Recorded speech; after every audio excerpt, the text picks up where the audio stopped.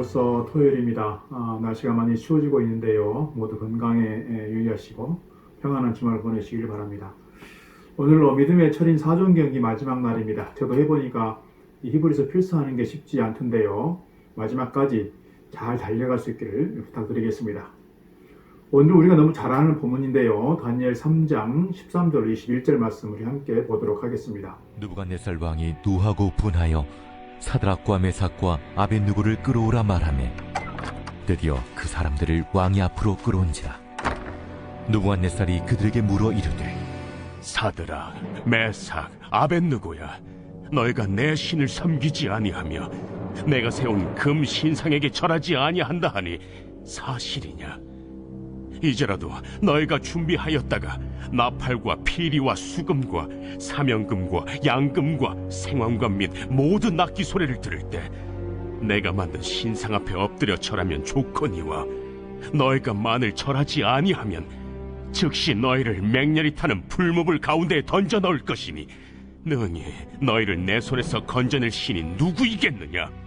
사드락과 메삭과 아벳느고가 왕에게 대답하여 이르되 느부갓네살이여, 우리가 이 일에 대하여 왕에게 대답할 필요가 없나이다.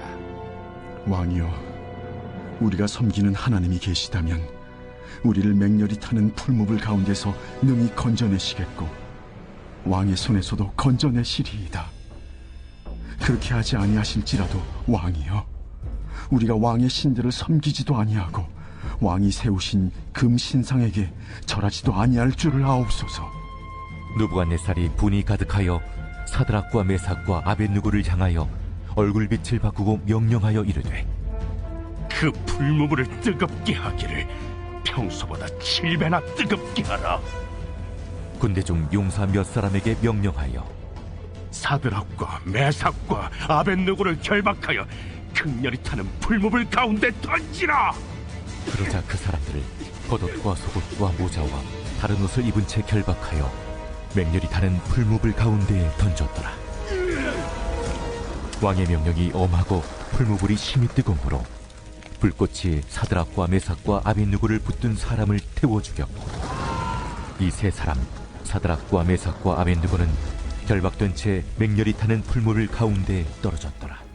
오늘 우리는 본문의 말씀을 통해서 다니엘의 세 친구인 사드락과 메삭과 아벳느고 이 젊은 청년들의 신앙과 이들이 받은 이 신앙의 축복에 대해서 보게 됩니다. 하나님께서는 다니엘을 통해서 왕의 꿈을 해석하도록 인도함으로써 또 왕을 감동시키는 역사를 진행하셨습니다. 그리고 마침내 포로로 끌려왔던 이들이 바벨론의 온 지방을 다스리는 이방인의 통치자의 자리에까지 올라가는 그런 축복을 누리게 된 것입니다. 포로의 신분으로 끌려와서 어떻게 보면 어린 나이에 왕의 다음으로 최고의 통치자의 자리에 올라갔다라고 하는 것은 아마 이보다 더 극적인 축복은 없지 않을까 싶습니다. 그러나 이 축복이 진정한 축복이 되기 위해서는 성경의 역사를 통해서 보여주는 것처럼 이 시련의 골짜기를 통과해야 되는 것 같습니다. 약속의 땅 가나안에 들어가기 위해서 고난의 광야길을 통과해야만 했던 것처럼 그런 것 같습니다. 그러므로 오늘 우리가 하나님의 은혜를 또 축복을 생각하게 될 때 시련이 온다면 그때 당황하지 말고 잘 감당해낼 수 있으면 좋겠다 싶습니다. 오늘 이 세 명의 히브리 출신의 신앙의 청년들에게 다가왔던 이 시험이 무엇인가를 좀 보고 싶습니다. 이들이 겪었던 시련의 정체는 무엇인가? 오늘 본문 속에서 잘 기록되고 있습니다. 어느 날 바벨론 느부갓네살 왕이 바벨론 지방의 두라 평지에 높이가 27m가 되는 큰 금신상을 세웠고 바벨론의 모든 귀족들과 관리들을 자신이 세운 그 거대한 금신상에 쉽게 말하면 제막식에 참석하도록 불러 모았습니다. 그리고 이 수많은 이 대신들, 관리들을 향해서 전령이 이렇게 소리를 치는 겁니다. 너희는 모든 악기 소리를 들을 때에 엎드려서 느부갓네살 왕이 세운 금신상에게 절하라. 아마도 아주 엄하게 또 경고를 했을 것이라고 생각합니다. 누구든지 금신상 앞에 절하지 않고는 누구든지 엎드려 절하지 않는 자는 즉시 맹렬히 타는 풀무불에 던져 넣으리라. 여기 모든 이 바벨론의 신하들이 모인 자리에 누구도 예외가 있을 수 없었습니다. 특별히 히브리 청년 이 사드락과 메삭과 아벳느고도 우상 앞에 서게 되었는데요. 이들은 지금 이 죽음이냐 우상 숭배냐 하는 선택을 지금 강요당하게 된 것입니다.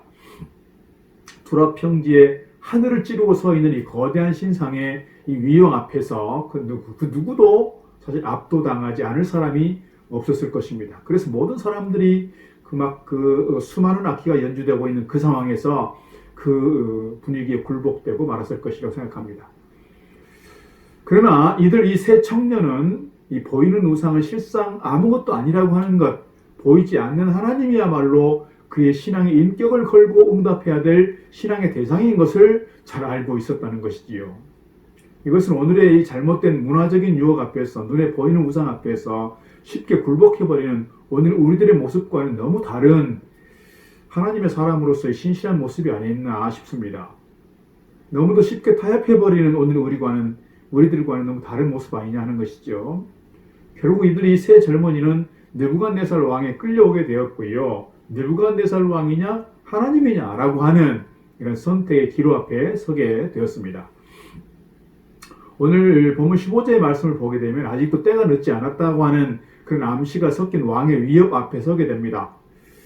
이 위협 앞에 서게 된 이 청년들, 이 세 명의 히브리 청년들은 목숨을 구하는 이기적인 원리에서 자기의 삶을 지탱하기보다는 하나님 앞에서 그 양심을 더럽히지 않는 신앙적인 원리에 의해서 희생당하는 것을 더 존귀한 삶으로 알고 선택하게 된 것입니다. 이제 본문에 나타난 세 청년들의 이 숭고한 신앙 고백 앞에 우리가 함께 설 수 있으면 좋겠습니다. 이들이 가지고 있는 그들의 신앙은 어떤 모습인가 좀 보려고 합니다. 무엇보다 이들의 신앙인 절대적인 가치에 대한 확신이 있었다는 것입니다. 14절 말씀 보게 되면 느부갓네살 왕이 이들에게 회유합니다. 너희가 내 신을 숨기지 아니하며 내가 세운 금신상에게 절하지 아니한다 하니 사실이냐? 느부갓네살 왕의 이 말 속에는 어쩌면 이들 세 청년들에게 한 번의 기회를 주고 싶어서 그렇게 물었는지도 모르겠습니다. 지금 이 세 청년들은 자신들을 둘러싸고 있는 분위기만으로도 지금 숨이 막힐 정도 아니었을까요? 거대한 금신상이 있습니다. 수많은 군중들이 있습니다. 당시 세계에서 가장 강력한 나라의 왕이 있습니다. 그러나 이 왕의 이 물음 앞에서 이 세 청년들의 대답은 이것입니다. 16절 느부갓네살이여 우리가 이 일에 대하여 왕에게 대답할 필요가 없나이다. 너무 당돌하지요. 매우 강력한 표현을 하고 있습니다. 다른 것은 다 양보를 해도 다른 것은 다 내주어도 이것만은 타협할 수 없고 이것만은 양보할 수 없는 일이 그들에게 있었다는 거예요. 이게 무엇입니까? 하나님과 나 사이의 신앙적 관계라는 겁니다. 불변에 절대 타협할 수 없는, 절대 결코 양보할 수 없는, 절대 이것만은 양보할 수 없는 그 부분이 있다는 거예요. 이렇게 고백할 수 있는 절대적 가치가 그들에게 주어져 있었다는 겁니다. 이 세 청년은 그래서 절대적인 것과 상대적인 것을 명백하게 구별해내는 지혜를 가지고 있었다 이렇게 생각이 됩니다. 사랑하는 여러분, 오늘 우리는 양보해야 될 것은 양보하지 않고 당연히 양보하지 않아야 될 것을 쉽게 양보해버리는 그런 모습을 우리가 살고 있는 건 아닌가 싶습니다. 그러나 오늘 이 세 청년의 절대적인 가치에 대한 불붙는 저들의 신앙 고백, 이 문제에 대해서는 더 이상 말할 필요가 없습니다. 이 일만은, 이것만은 우리가 결코 목숨을 걸더라도 양보할 수 없습니다. 이러한 저들의 신앙 고백 우리 함께 볼 수 있으면 좋겠습니다. 두 번째, 그들의 고백은 하나님의 능력에 대한 신앙적 고백입니다. 17절에 나타난 그들의 고백은 이것입니다. 왕이여 우리가 섬기는 하나님이 계시다면 우리를 맹렬히 타는 풀무불 가운데에서 능히 건져내시겠고 왕의 손에서도 건져내시리이다. 어떤 환경 속에서도 하나님은 그의 백성들을 반드시 건지신다고 하는 하나님의 능력에 대한 확고한 신뢰가 그들의 마음속에 있었던 것입니다. 그러나 이보다 더 위대한 신앙, 이 세 청년들의 신앙의 클라이막스가 사실은 오늘 18절 말씀에서 기록되고 있습니다. 그래서 그들의 세 번째 신앙의 고백은 하나님의 뜻에 대한, 하나님의 섭리에 대한 분명한 신앙의 고백입니다. 18절 이렇게 말합니다. 그렇게 하니 아실지라도, 그렇게 하지 아니하실지라도 왕이여 우리가 왕의 신들을 섬기지도 아니하고 왕의 세우신 금신상에게 절하지도 아니할 줄을 아옵소서. 여기서 하나님의 뜻에 대한 분명한 저들의 신앙을 볼 수가 있습니다. 이것은 앞부분 17절에서 고백되었던 하나님의 능력에 대한 신앙보다도 훨씬 더 위대한 고백이라고 할 수 있습니다. 여러분, 그렇게 하지 아니하실지라도 여러분 여전히 하나님을 믿으시겠습니까? 우리 믿음의 기도는 병든 자를 구원하신다고 하는 그 신유의 약속을 저는 의심 없이 믿습니다. 그러나 그렇게 하지 아니하실지라도 저는 하나님을 믿습니다. 여러분, 그 하나님을 믿으십니까? 내가 생각하지 못했던, 내가 어떻게 보면 기대하지 않았던 일들이 이루어지는 것만이 아니라 내가 기대했던 것들이 이루어지지 않았을 때라도 말입니다.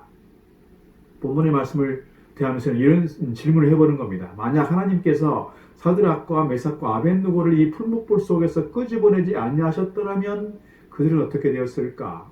아마도 이 세 청년은 그 풀무불 속에서 순교할 수 있는 기회를 주신 그 하나님께 감사하고 기쁘게 순교했을 것이라고 저는 그렇게 믿습니다. 그들은 그 중에서도 하나님을 찬양했을 것입니다. 그렇게 하지 아니하실지라도. 비록 그들이 풀무불 속에서 구원받지 못하고 왕의 손에서 그들이 벗어날 수 없는 상황 가운데 있었을지라도. 그리스도를 아는 지식이 무엇보다 소중하기 때문에 하나님을 아는 이 믿음이 그 어떤 것보다도 존귀하기 때문에 내가 예수를 믿었다는 사실 하나만으로 감사하며 또 감사하게 됩니다.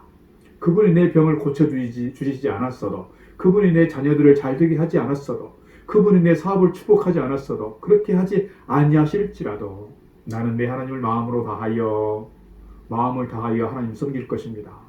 그러한 신앙의 고백이 우리 가운데 있어야 할 줄로 믿습니다. 사랑하는 여러분, 오늘 여러분 이 고백 하실 수 있으신지요? 그렇게 하지 아니하실지라도 여러분이 믿음으로 사는 한 우리는 결코 절망하지 않을 것입니다. 그렇게 하지 아니하실지라도 믿음으로 사는 한 내 발이 가는 곳에 주의 은혜가 물결처럼 일어날 것입니다. 그렇게 하지 아니하실지라도 나를 향한 하나님의 선한 인도하심을 믿는 한 내 안에는 위로부터 주시는 평화의 물결이 우리 가운데 철철 넘쳐나게 될 줄로 믿습니다. 오늘 또 주일을 준비하는 토요일인데요. 주 안에서 경건한 마음으로 주님을 기대하고 예배를 준비하면서 우리의 믿음을 오늘 이 세 청년의 믿음처럼 분명하게 정진해가는 하루가 될 수 있기를 주의 이름으로 축복합니다. 여러분 사랑합니다. 축복합니다.